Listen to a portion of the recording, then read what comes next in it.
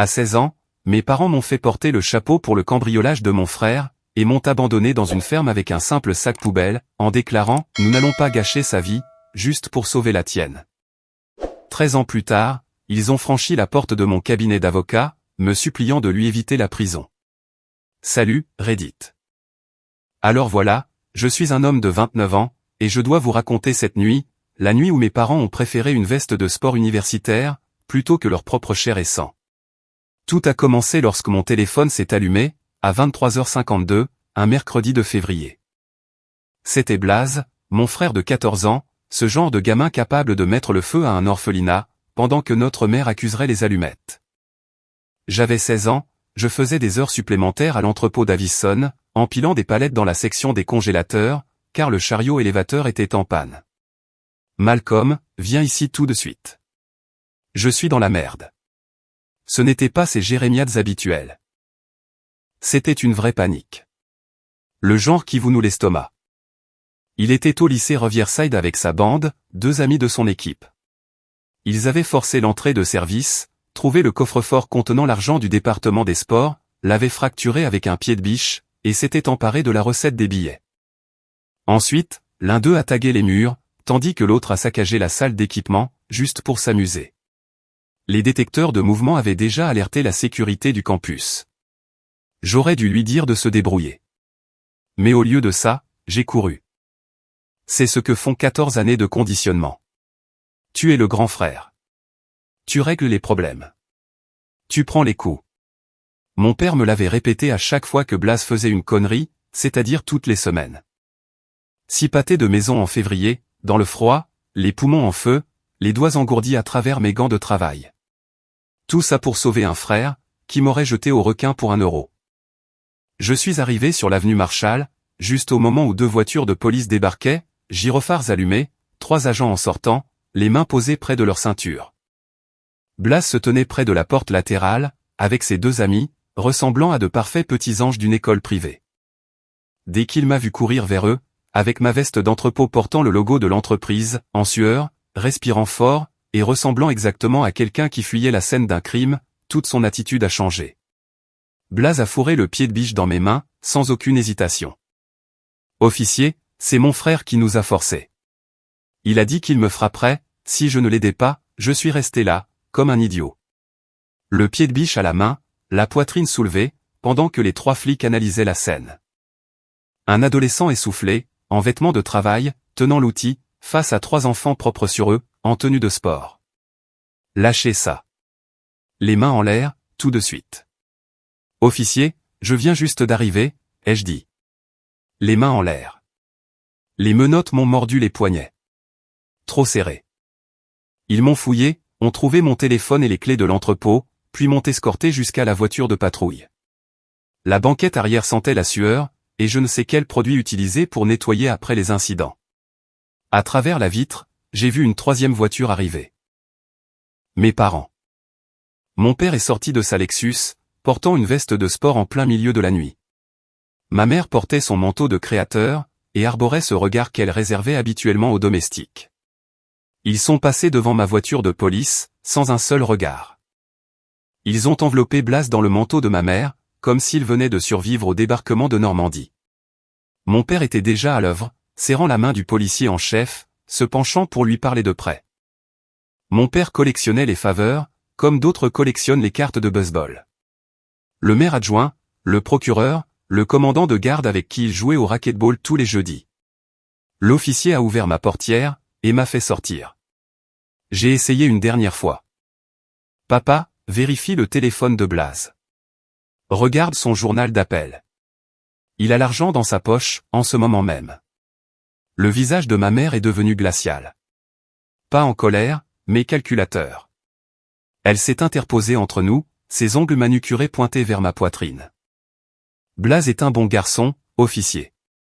Il est dans le tableau d'honneur, il fait de l'athlétisme au niveau universitaire. Des recruteurs d'université le suivent. Malcolm a toujours été jaloux de la réussite de son frère. Nous avons essayé les psychologues, les punitions, la discipline. Rien ne marche. Il a menacé Blaze ce soir. Il l'a forcé à faire ça. Ce n'est pas vrai. Ne dites pas ça. Elle a sifflé entre ses dents, tu nous voles depuis des mois. 40 € par-ci, 60 par-là. Nous aurions dû voir ça venir. Je n'avais jamais rien volé, mais j'ai reconnu sa tactique. Elle était en train de construire son histoire. Un autre officier s'est approché avec un sac à pièces à conviction. On a trouvé ça sur votre frère, madame. À l'intérieur, 800 € en petites coupures. Pendant une seconde, j'ai cru que la vérité allait triompher. Puis, mon père a pris la parole, avec sa voix d'avocat à plein volume. Malcolm a donné ça à Blaze, pour qu'il le garde. Il lui a dit qu'il y aurait des représailles s'il parlait. Mon fils aîné est plus grand, plus fort. Regardez la différence de taille, officier. Blaze était terrifié. Il a fait une pause, construisant son argumentaire. Il était obsédé par ce coffre-fort depuis des semaines. Il n'arrêtait pas d'en parler pendant le dîner. Je l'ai dévisagé. Il inventait des détails, qui selon lui, semblaient crédibles. Il fabriquait des preuves, en temps réel. Je faisais un M80, et pesais peut-être 75 kilos. Blaze faisait un M75, et était bâti comme un joueur de football américain. Mais les faits n'ont aucune importance, quand vous êtes en tenue d'entrepôt, face à des gamins en Adidas. Les flics se sont concertés. J'ai saisi des bribes de conversation. Première infraction pour les 2 mineurs, parents coopératifs. Le plus jeune a l'air traumatisé. 20 minutes plus tard, ils avaient conclu leur accord. Mon père avait mentionné ses parties de racquetball avec le commandant, ses dons à la Ligue sportive de la police, le brillant avenir de Blaze, et son potentiel pour une bourse d'études. Le sportif rentre chez lui avec un avertissement, et l'obligation de suivre une thérapie. Moi, je suis emmené au poste pour être traité. Vous faites une erreur, ai-je dit à l'officier. Gamin, je fais ça depuis 19 ans. Cette histoire est cousue de fil blanc. 4 heures en cellule de détention. Un banc en métal. Le bourdonnement des néons. L'odeur d'un nettoyant industriel, qui essayait de masquer la puanteur, mais sans vraiment y parvenir. Quelqu'un chantait du Springsteen faux, dans la cellule d'à côté. À 3h52 du matin, Harrington, vos parents sont là. Je pensais qu'ils venaient me ramener à la maison. Faux. Mon père a conduit en silence. Ma mère regardait par la fenêtre, comme si je n'existais pas. Blaze n'était pas dans la voiture, il était déjà chez nous, dans sa chambre, avec ses trophées et son avenir intact. Nous nous sommes garés dans notre allée, à 4h31 du matin. Mon père n'a pas rentré la voiture dans le garage.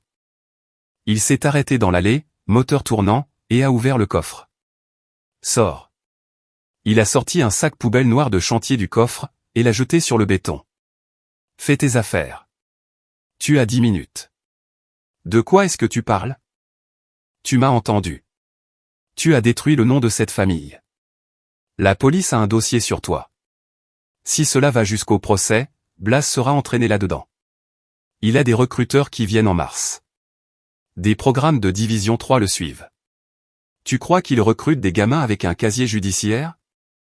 Il m'a regardé comme si j'étais un appareil électroménager défectueux. Tu es un passif, Malcolm. Blaze est un actif. C'est de la simple mathématique. Je n'ai rien fait. Ce que tu as fait, l'a coupé ma mère, la voie glaciale, c'est de nous forcer à choisir. Et nous avons choisi le fils qui a un avenir, plutôt que celui qui a toujours été un problème. Sa voix s'est légèrement brisée. Tu crois que c'est facile pour nous? Nous essayons de protéger cette famille. Si le nom de Blaze est traîné dans la boue, cela détruira tout ce que nous avons construit. Tu as 16 ans. Tu t'en remettras. Blaze a des recruteurs.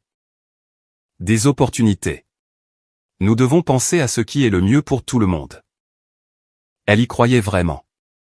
Je pouvais le lire sur son visage. Elle avait tellement réécrit l'histoire, qu'elle se considérait comme la victime, faisant la chose difficile, faisant le sacrifice. Un problème? Je travaille 40 heures par semaine. Je suis au tableau d'honneur. A-t-elle corrigé. Jusqu'à ce soir. Tu vas chez l'oncle Ward et la tante Nadine, en Pennsylvanie. Nous les avons appelés. Ils ont accepté de te prendre. C'est à 4 heures de route. Et mon école? Mon travail? Tu as perdu ton travail, quand tu as abandonné ton poste. Nous avons contacté le directeur. Il a compris, quand nous lui avons expliqué tes problèmes de comportement. Des problèmes de comportement? Comme si j'étais défectueux. Prends tes affaires. Il te reste 9 minutes. Je suis entré dans la maison, où j'avais vécu pendant 16 ans. Je suis passé devant la chambre de Blaze. Porte fermée. Il dormait probablement comme un bébé. Sans le moindre souci au monde. Ma chambre était toujours la même. Mon lit que je n'avais pas fait ce matin-là. Mon sac à dos, avec mon devoir de physique inachevé. Mes affiches au mur, mon ordinateur qui ronronnait. J'ai attrapé le sac, et j'ai commencé à y jeter mes affaires. Des vêtements, des chaussures, les manuels scolaires que j'avais payés moi-même, les 400 € de bons d'épargne de ma grand-mère, avant qu'elle ne meure. Une photo de moi et de mon chien Max, avant qu'il ne le fasse piquer, sans me le dire. Je suis rentré de l'école un jour, et il n'était tout simplement plus là. 8 minutes, pour emballer 16 ans de vie dans un sac poubelle. Quand je suis redescendu, ma mère tenait mon téléphone, celui que je m'étais acheté. J'aurais besoin de ça. Quoi? Non, je l'ai payé. Les téléphones sont pour la famille. Elle l'a glissé dans son sac à main. Ward et Nadine n'ont pas de bon réseau, de toute façon. C'est là que j'ai compris. Ce n'était pas une punition. C'était un effacement. Ils étaient en train de me rayer de leur vie. Le trajet jusqu'en Pennsylvanie a été 4 heures de silence absolu. Je me suis assis à l'arrière avec mon sac poubelle, regardant les lampadaires se fondre dans l'obscurité de l'autoroute. Puis, le vide total. Pas de téléphone, pas de musique, juste le bruit du moteur de la Lexus, et les soupirs occasionnels de ma mère. Vers 7 heures du matin, le soleil s'est levé. Nous avons traversé des zones agricoles. Des champs gris, des arbres nus, une brume froide recouvrant tout. Le paysage semblait mort. Enfin, nous avons tourné sur un chemin de gravier. Une boîte aux lettres indiquait « Miller » en peinture délavée. Une longue allée menant à une ferme blanche. La peinture s'écaillait. Une grande grange. L'odeur m'a frappé à travers les bouches d'aération. La terre humide. Les animaux. Le fumier. L'oncle Ward et la tante Nadine étaient sur le porche. Je les avais rencontrés 2 fois. À l'enterrement de grand-mère quand j'avais 11 ans, et lors d'une réunion de famille qui s'était terminée par une dispute violente. Mon père et Ward ne s'étaient plus parlé depuis. Mon père n'a pas éteint le moteur. Il est sorti, a ouvert le coffre, et a jeté mon sac dans les graviers. Je vous remercie de le prendre. Nous aurions pu porter plainte. Peut-être que le travail à la ferme le remettra dans le droit chemin, l'oncle Ward, grand, le visage buriné, portant une veste Carhartt et des chaussures de sécurité, a regardé le sac, puis moi, puis son frère. Ensuite, il a craché un jet de jus de tabac, qui a atterri à quelques centimètres des chaussures de mon père. On ne l'a pas pris pour te rendre service, Alaric. On l'a pris parce qu'on ne va pas te laisser jeter un gamin au loup. Le visage de mon père est devenu rouge. Comment oses-tu? Comment j'ose? Tu te pointes à l'aube, tu jettes ton fils comme un déchet, et tu veux que je fasse quoi? Que je te serre la main? Ma mère est restée dans la voiture. La vitre levée. Jouant à la statue. Mon père a tendu une enveloppe à la tante Nadine. Les papiers de transfert, les contacts d'urgence. C'est votre problème, maintenant. N'appelez pas pour demander de l'argent. La tante Nadine a pris l'enveloppe sans un mot. Le visage rouge, les yeux humides. Mon père a reculé, fait patiner les pneus dans le gravier, et s'est éloigné. La Lexus a disparu, laissant derrière elle un nuage de poussière qui s'est déposé sur mes vêtements. J'en ai eu dans la bouche, ça avait un goût affreux. Je me tenais là, à 16 ans, un sac noir à mes pieds, devant de parfaits inconnus, dans une ferme au milieu de nulle part en Pennsylvanie, attendant qu'on me fasse la morale. Qu'on m'énonce les règles, qu'on me dise que j'étais un fardeau. Au lieu de cela, la tante Nadine a descendu les marches, et m'a pris dans ses bras. Elle sentait le café, le linge frais, et la chaleur humaine. Je suis tellement désolé, Malcolm, a-t-elle chuchoté. Je suis tellement désolé. C'est à ce moment-là que j'ai craqué. Pas des larmes silencieuses, de vrais gros sanglots incontrôlables. La tante Nadine m'a juste serré plus fort. Viens, a dit doucement l'oncle Ward, en ramassant mon sac comme s'il ne pesait rien. On va te rentrer à l'intérieur. Tu as l'air gelé. La ferme était chaleureuse. Le poêle à bois tournait à plein régime. Une odeur de bacon et de café. Les meubles étaient vieux, mais solides. Rien à voir avec l'obsession du design de ma mère. La tante Nadine a préparé le petit déjeuner. Des œufs brouillés, du bacon, des galettes de pommes de terre, des toasts avec de la confiture maison. J'ai mangé comme si j'avais été affamé. Ta chambre est en haut, a dit Ward, en versant du café. C'était l'ancienne chambre d'amis, mais elle est à toi, maintenant. Elle est petite, mais il y a une belle vue. Nadine a mis des draps propres hier soir. On va t'inscrire au lycée Twin Valley lundi, a ajouté Nadine. C'est à 20 minutes en bus, il passe te prendre à 6h45. Et pour le travail? J'ai besoin d'économiser. On s'arrangera, a dit Ward. Pour l'instant, tu dois te reposer. Tu viens de traverser l'enfer. Je les ai regardés. Vraiment regardés. Ils n'étaient pas riches. La ferme avait des difficultés.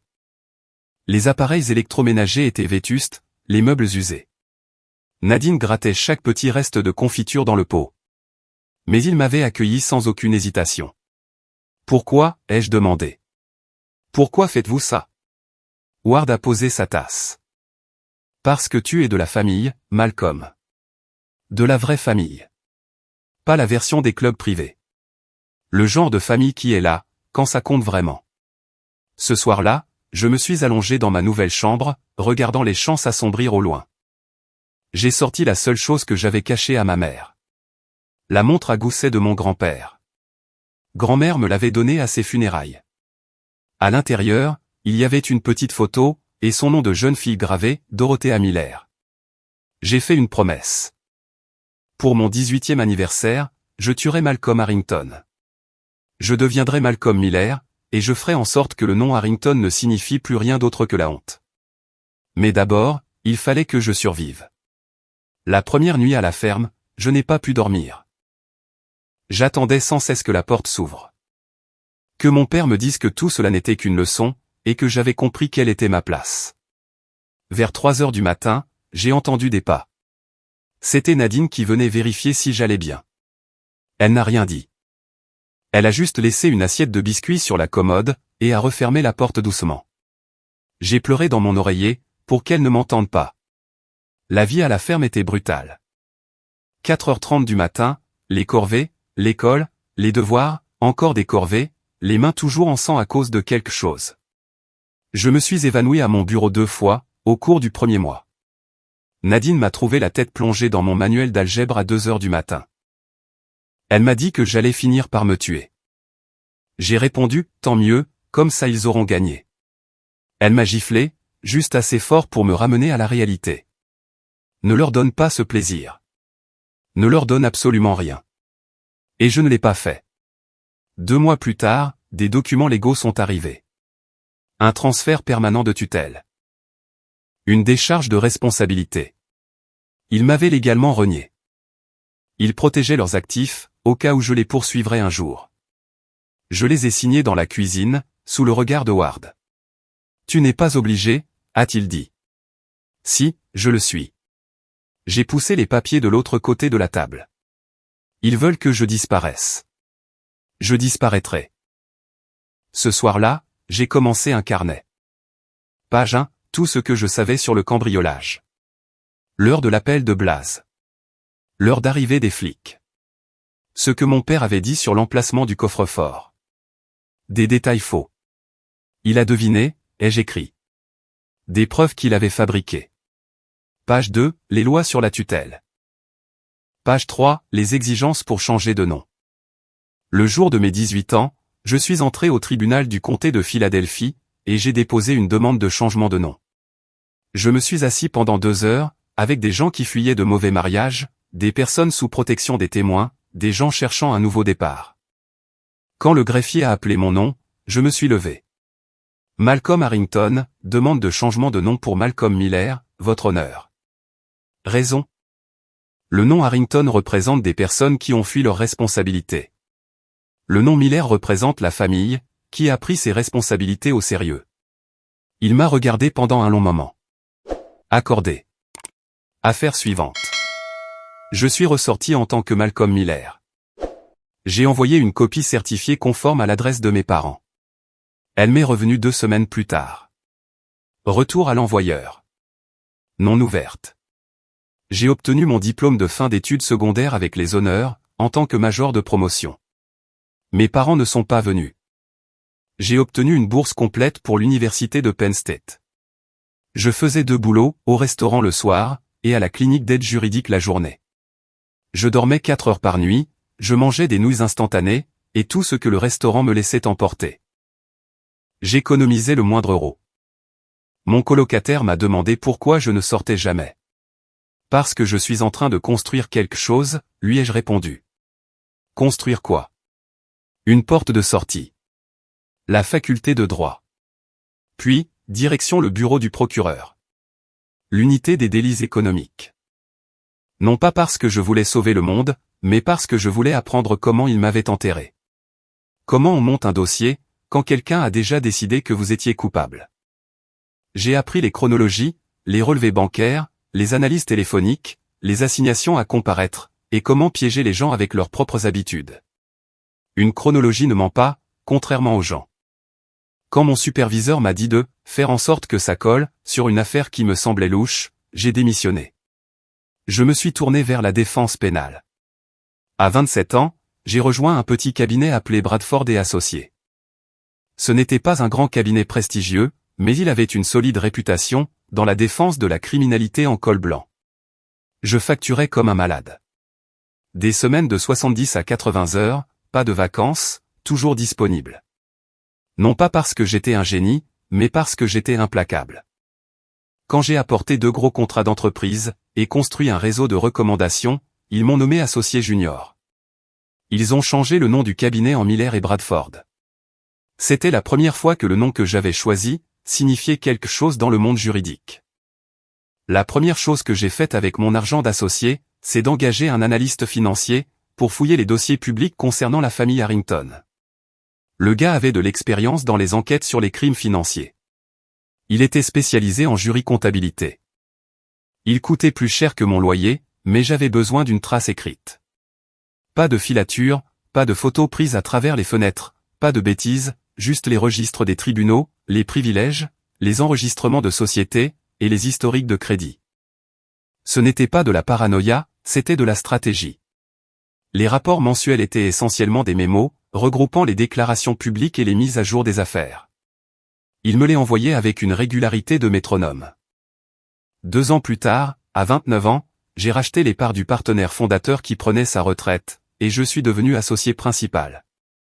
Le plus jeune de l'histoire du cabinet, avec un bureau dont la porte se verrouillait.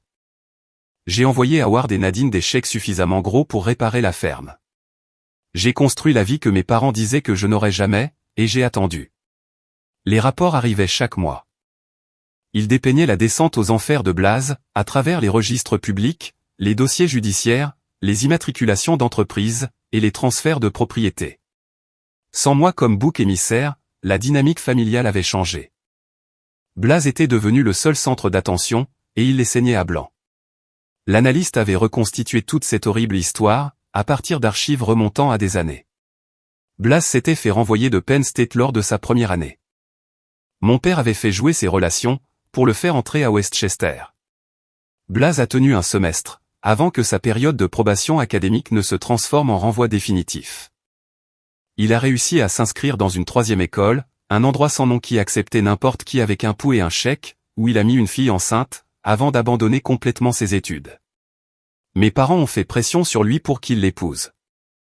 Un grand mariage au country club, qu'il ne pouvait pas s'offrir. 8 mois plus tard, le divorce. Une bataille féroce pour la garde, où mes parents ont brûlé des dizaines de milliers d'euros en avocats, pour obtenir des droits de visite d'un petit enfant qu'ils ont fini par ignorer.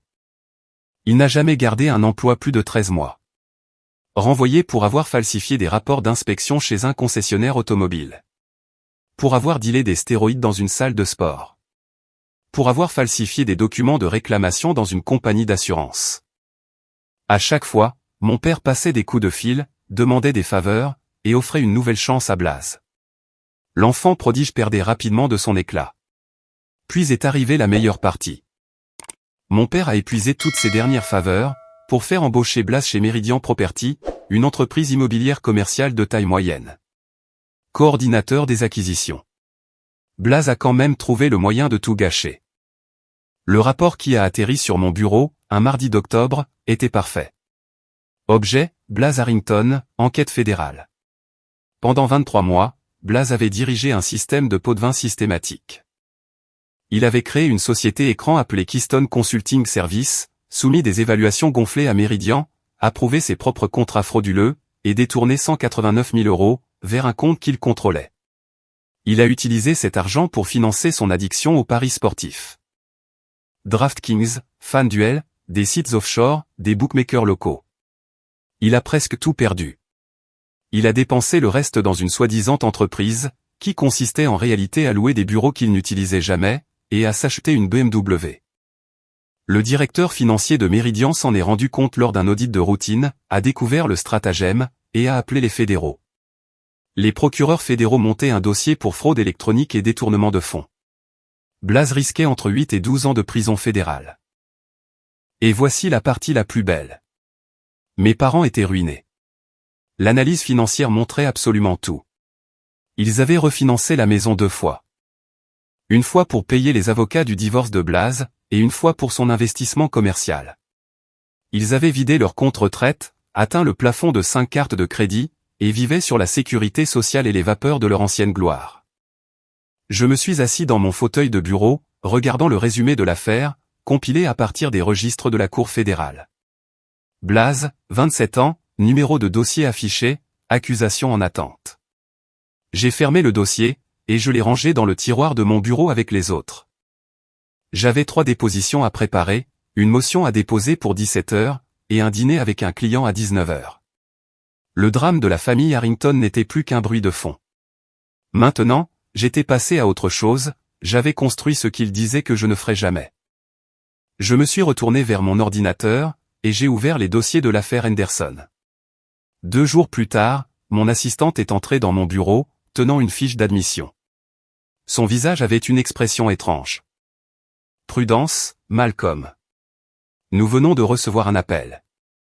Des clients potentiels pour vendredi. Affaire fédérale en col blanc. Détournement de fonds, fraude électronique. Ils sont désespérés. Quelqu'un de leur country club nous a recommandé.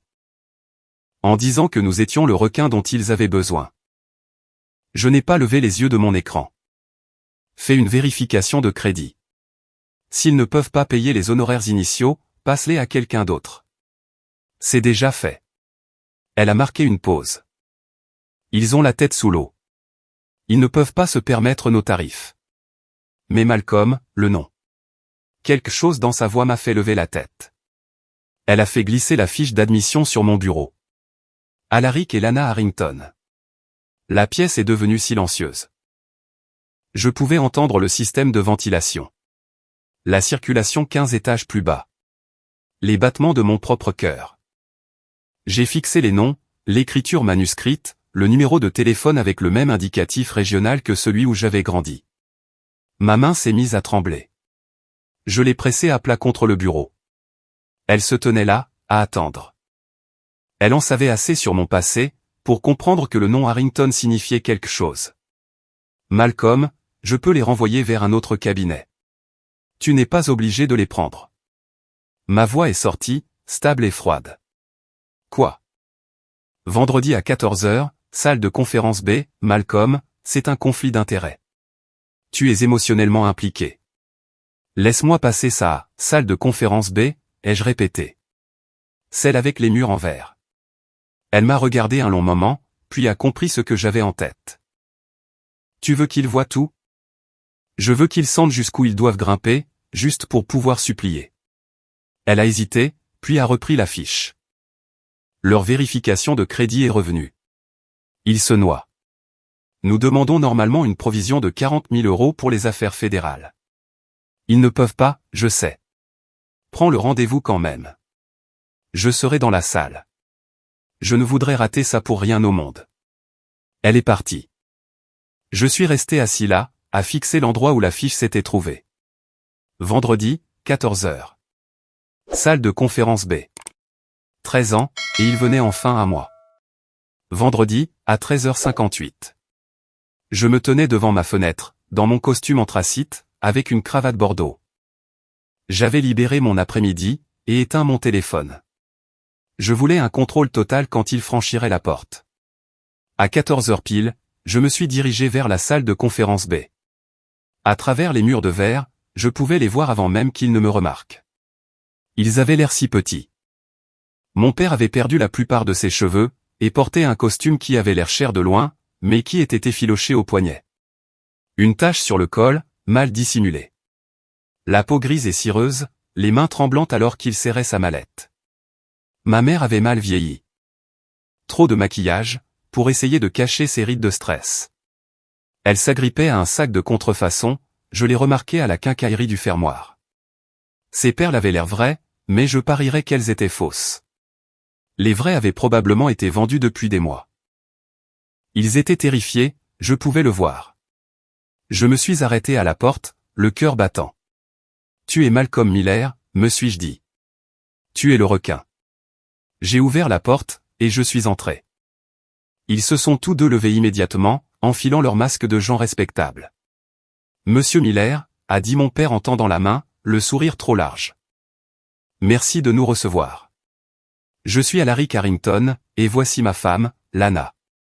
Nous sommes dans une situation terrible, et nous avons entendu dire que vous étiez le meilleur. En fait, je crois que nous avons une connaissance commune. Connaissez-vous ? J'ai ignoré sa main tendue, et je me suis dirigé vers le bout de la table. Je ne me suis pas assis. J'ai posé mon porte-document en cuir avec un claquement sec. J'ai laissé le silence s'installer. La main de mon père est restée en l'air pendant 3 secondes, avant qu'il ne la laisse retomber. Asseyez-vous. Ma voix était plus grave qu'à mes 16 ans. Froide. Définitive. Ils ont hésité, puis se sont assis. Ma mère a essayé ensuite, avec une approche plus douce. Monsieur Miller. Nous ne sommes que des parents inquiets. Blaze est notre bébé. Je suis sûr que vous comprenez. Si vous avez des enfants un jour, vous saurez ce que c'est d'eux. Je suis resté debout, j'ai ouvert le dossier, et j'ai commencé à lire, laissant sa voix s'éteindre dans le vide. Ils ne m'ont pas reconnu. Pourquoi l'auraient-ils fait ?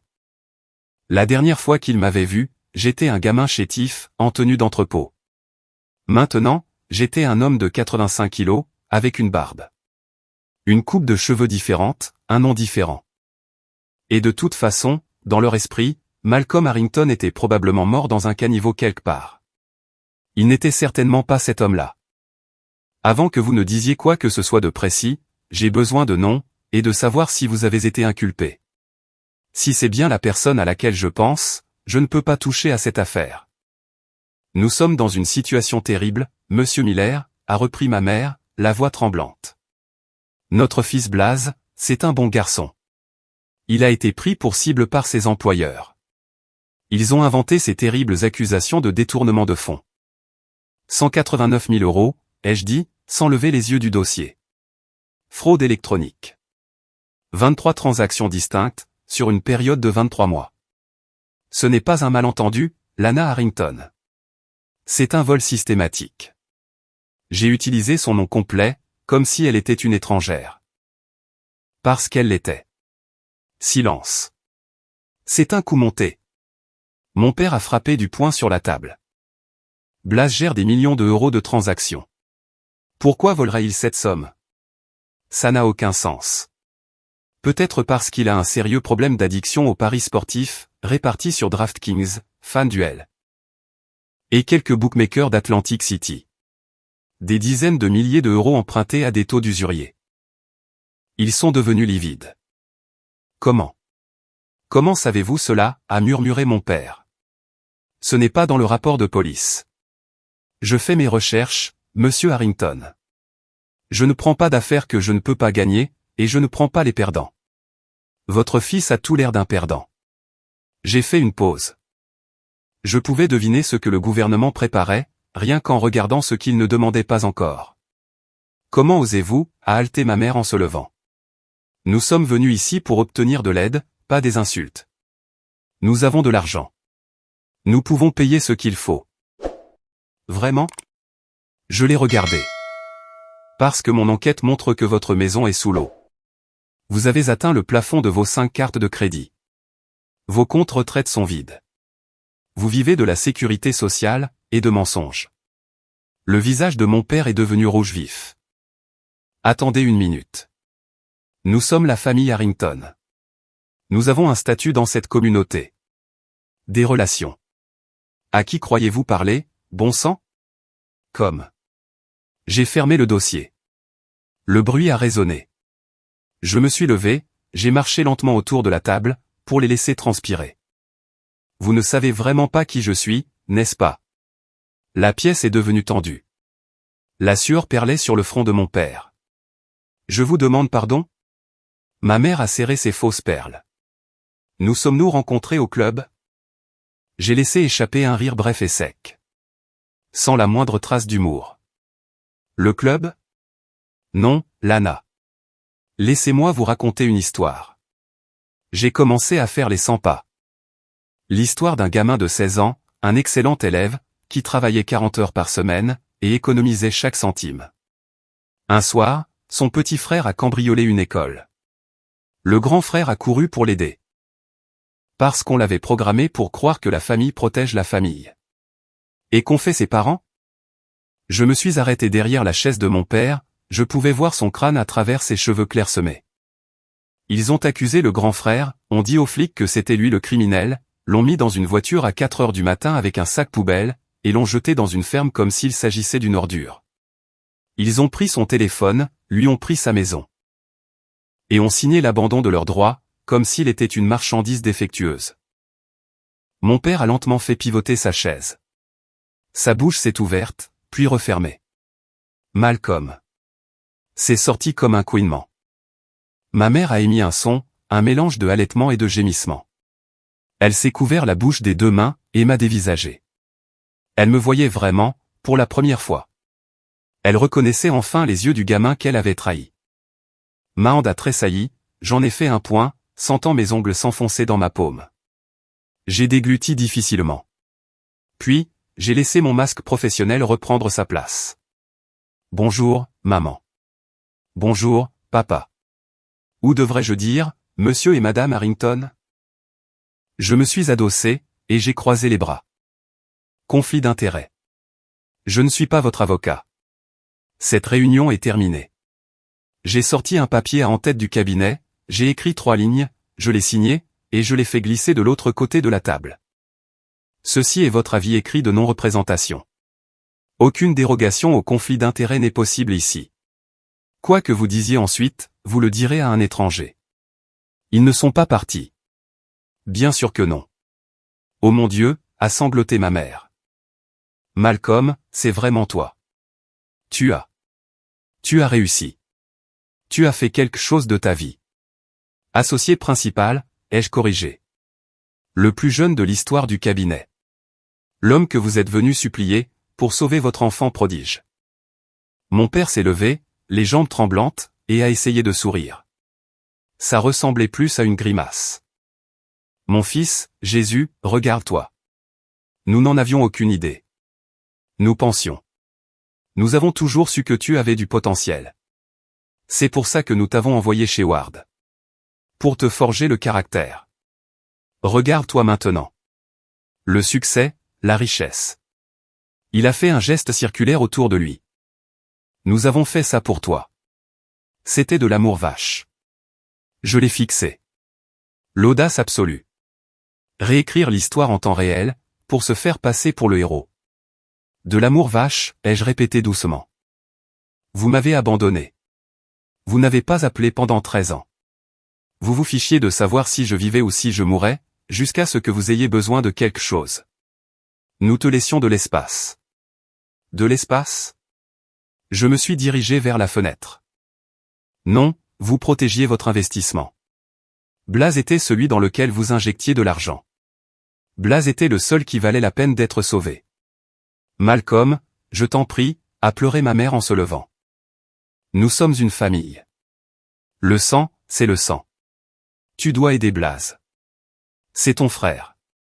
Il est dans de graves ennuis. Tu es le meilleur. Nous avons entendu dire que tu étais le meilleur. Tu peux arranger ça. Arranger ça, ai-je répété.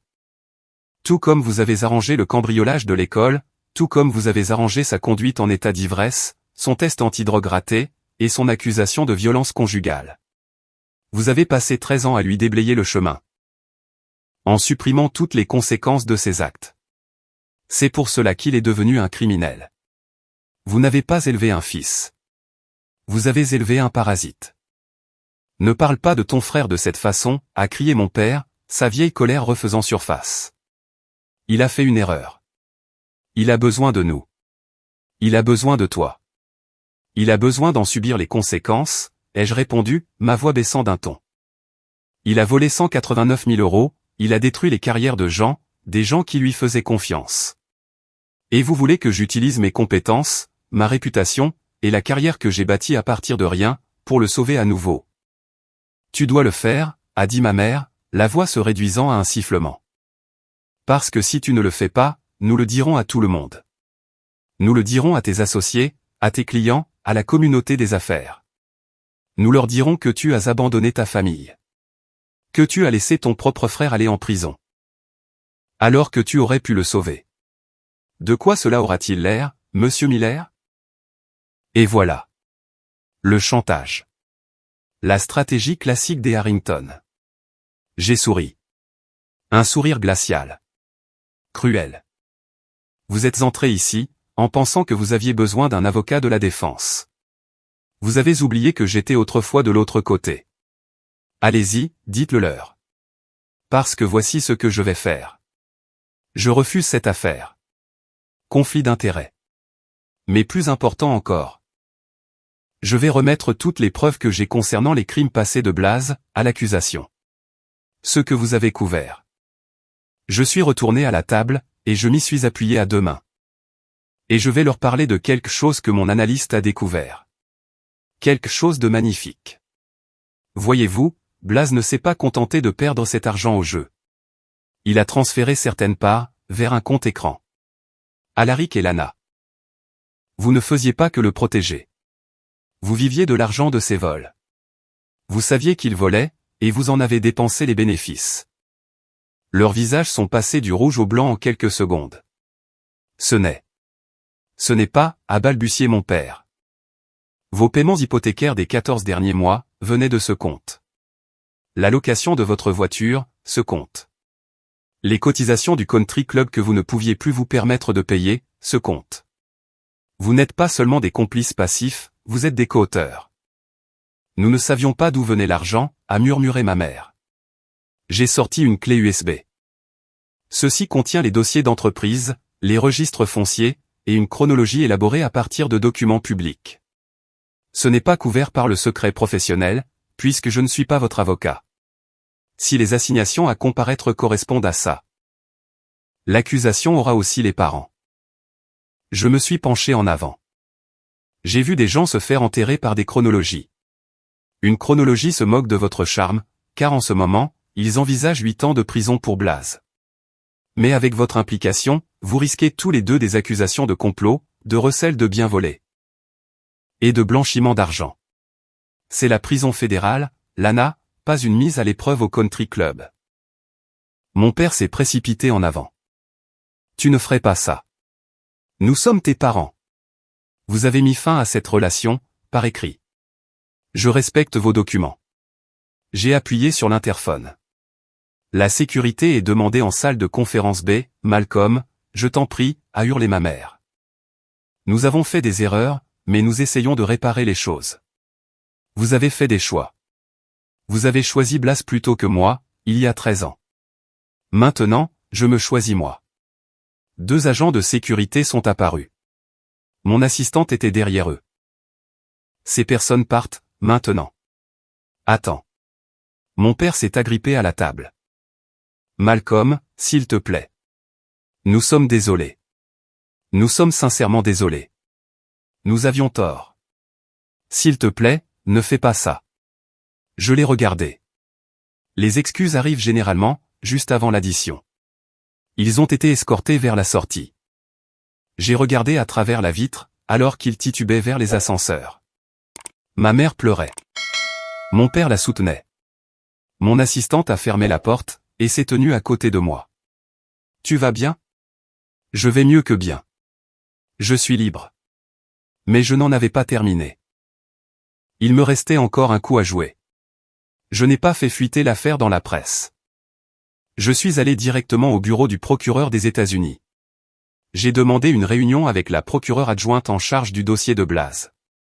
Je me suis assis dans son bureau, un lundi matin, et j'ai posé une chemise cartonnée sur son bureau. « Vous enquêtez sur Blaze Harrington pour détournement de fonds, ai-je dit. Mais il vous manque la vue d'ensemble. » Elle a ouvert le dossier. Les immatriculations de société, les registres fonciers, les privilèges de l'UCC, et une chronologie établie à partir de documents publics. Ses parents étaient dans le coup. Je ne sais pas comment, mais mon analyste a tiré ces informations des registres publics, des enregistrements d'entreprises, des transferts de propriété, et des dossiers judiciaires. Il y a un schéma clair. Si vos assignations confirment cette chronologie, vous aurez plus d'un accusé. Tout est de source publique, rien n'est confidentiel. J'ai refusé de les représenter, et je l'ai signifié par écrit. Elle a levé les yeux vers moi. « Pourquoi me remettez-vous ça ? Vous êtes avocat de la défense. Conflit d'intérêts. Je ne suis qu'un citoyen inquiet, fournissant des pistes sur une affaire fédérale. Je suis sorti. J'ai laissé le système faire ce que les systèmes font de mieux, quand on les nourrit avec les bonnes informations, via les bonnes personnes. 6 semaines plus tard, après que les assignations eurent confirmé la chronologie, que les mandats eurent validé les transferts, et qu'un grand jury se fichant éperdument de leur adhésion au country club eut rendu des actes d'accusation, on a finalement frappé à leur porte à 6 heures du matin. Ce n'était pas seulement Blaze qui s'est fait arrêter. C'étaient tous les trois. Le FBI a saisi les ordinateurs, les dossiers financiers, et la Lexus en location. Leurs voisins les ont regardés depuis leurs fenêtres, pendant que la famille Harrington était emmenée menottes au poignet. L'opinion publique s'est retournée instantanément. La famille Doré n'était qu'une vaste fraude. Au printemps, Blaze a plaidé coupable. Il a écopé de 7 ans de prison fédérale. Mais le plus beau, c'est qu'il s'est retourné contre mes parents, pour réduire sa peine. Il a témoigné qu'il faisait pression sur lui pour qu'il vole, afin de maintenir leur train de vie. Il les a dépeints comme les cerveaux de l'opération. L'enfant prodige avait cannibalisé ses propres créateurs, pour se sauver lui-même. 3 jours avant l'audience de sa condamnation, Blaze s'est pointé devant mon cabinet. Il attendait sur le trottoir quand je suis sorti pour déjeuner, portant un costume bon marché, et un bracelet électronique à la cheville. Le visage bouffi, les yeux rouges. L'athlète universitaire avait disparu. Malcolm. Sa voix a craqué. J'ai continué à marcher. Il m'a suivi. Je t'en prie. J'avais 14 ans, j'étais stupide. Papa m'a dit quoi dire. Je ne comprenais pas, je me suis arrêté. Je me suis retourné. Tu comprenais suffisamment, pour me mettre le pied de biche entre les mains. Je suis désolé. 7 ans, Malcolm. Je ne peux pas faire ça. S'il te plaît. Ses supplications sonnaient creux. C'était répété. La même manipulation, avec une décennie de décalage. Le sang, c'est le sang. Il a tenté le coup. Tu ne peux pas abandonner ta famille. Tu n'es pas ma famille, lui ai-je répondu. Tu es juste un type que j'ai connu, et qui a fait ses propres choix. Son visage s'est décomposé, il est tombé à genoux, juste là, sur le trottoir. J'ai baissé les yeux vers lui, l'enfant prodige, affrontant enfin les conséquences, sans personne pour le tirer d'affaire. Je n'ai rien ressenti. Appelle ton avocat. Je l'ai contourné, et j'ai continué ma route. Pour la première fois depuis 13 ans, je n'étais plus responsable de lui. Mes parents ont été accusés de complot, et de recel de biens volés. En raison de leur âge et de l'absence d'antécédents judiciaires, ils ont évité la prison. Mais à la fin de l'année, ils avaient tout perdu. La maison a été saisie pour payer les dédommagements. Leurs comptes ont été gelés, leur crédit détruit. Leur réputation, la seule chose qu'ils appréciaient vraiment, a été réduite en cendres. Leur nom est devenu synonyme de fraude. 2 mois plus tard, j'étais assis dans mon bureau, lisant le rapport final. Alaric et Lana Harrington vivaient dans un appartement subventionné à Camden, survivant avec le minimum de la sécurité sociale. Mon père travaillait comme gardien de nuit, dans un entrepôt. Ma mère essayait de vendre du maquillage sur Facebook. Leur chute était totale. Mon assistante m'a apporté un café. C'est fini. C'est fini, ai-je approuvé. Est-ce que tu te sens mal? J'ai pensé au gamin avec le sac poubelle. J'ai pensé à l'étreinte de la tante Nadine. J'ai pensé à l'oncle Ward qui m'avait appris à reconstruire un moteur, en me disant que j'avais de bonnes mains. Non. Je me sens vengé. J'ai sorti mon chéquier, et j'ai rédigé un chèque de 40 000 €. Envoie ça à Ward et Nadine. Dis-leur d'acheter cette propriété qu'ils voulaient. Dis-leur que la récolte est arrivée plus tôt que prévu. Mais l'univers me réservait un dernier cadeau. 6 mois plus tard, je me dirigeais vers ma voiture dans le parking du cabinet, quand j'ai vu une silhouette s'avancer dans la lumière. Ma mère. Elle avait l'air brisée. La femme qui terrorisait les employés de service avait disparu. Une vieille femme, dans un manteau mouillé, 3 tailles trop grand. Des cheveux gris, coiffés en un chignon négligé. Pas de maquillage. Un sac à main bon marché. Malcolm. Une voix faible, rauque. Lana ne pouvait plus être appelée « maman ». Ce mot ne lui correspondait plus. Elle a tressailli. Je t'attends depuis 3 heures. J'ai besoin de te parler. Qu'est-ce que vous voulez? Ton père. Il est malade. Des problèmes cardiaques. Du diabète. Les médicaments coûtent une fortune. Medicare ne couvre pas tout. Le loyer, ils l'ont augmenté. Nous nous noyons. Malcolm, je t'en prie. Juste quelques milliers, pour passer le printemps. Tu as tellement. Je l'ai regardé. J'ai attendu de ressentir de la colère. De la rage. De la haine. Mais il n'y avait rien. Juste une pitié distante. Comme lorsqu'on voit la voiture en panne d'un inconnu sur l'autoroute. Avez-vous demandé l'aide de Blaze? Un rire amer. Il appelle en PCV de Louisbourg, toutes les semaines, pour demander de l'argent pour la cantine. Il dit que nous avons ruiné sa vie. Il dit que nous aurions dû engager de meilleurs avocats. Il a eu les meilleurs avocats que l'argent puisse acheter toute sa vie. Regardez où ça l'a mené.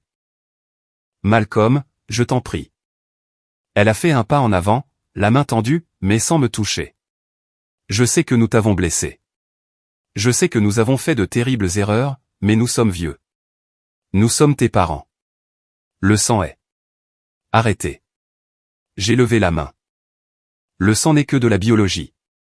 Vous me l'avez appris quand vous avez signé ces papiers, quand vous avez pris mon téléphone, quand vous m'avez jeté comme une ordure. Nous avions tort.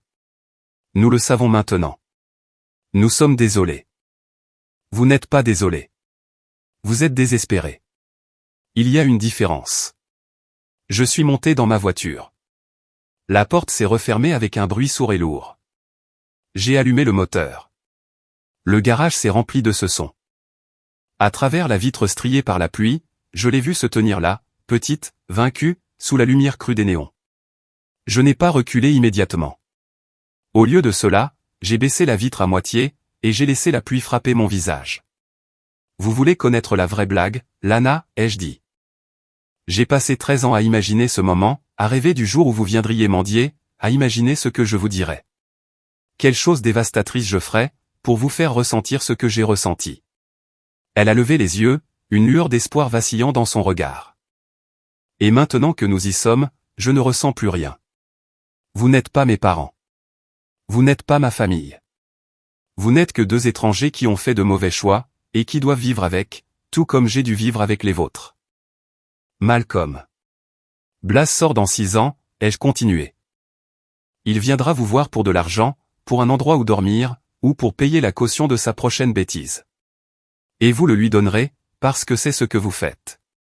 Vous le choisirez lui, au détriment de vous-même, tout comme vous l'avez choisi, lui. À ma place. Et il vous saignera à blanc, jusqu'à ce qu'il ne reste plus rien.